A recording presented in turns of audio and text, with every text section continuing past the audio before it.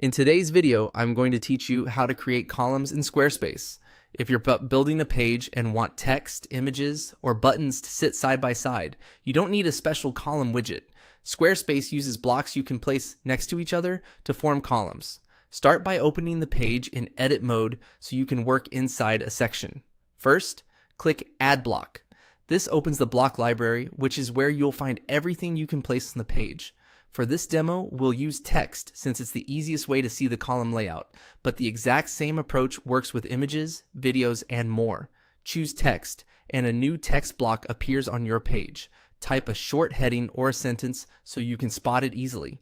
Next, add a second text block. Click Add Block again and choose text once more.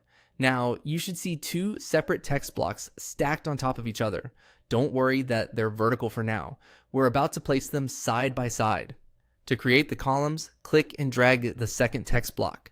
As you move it to the right or left of the first block, look for the blue insertion guides. When a tall vertical guide appears beside the first block, release your mouse. Squarespace snaps the blocks into a two-column layout automatically. If it lands above or below, just pick it up and try again, nudging slightly until you see that vertical guide.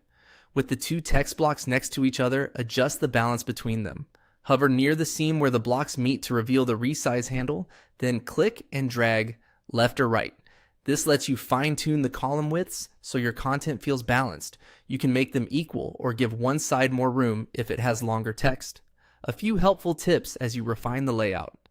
Keep paragraph lengths similar across columns to improve readability. Use headings and short lists to break up dense text. Check the mobile preview.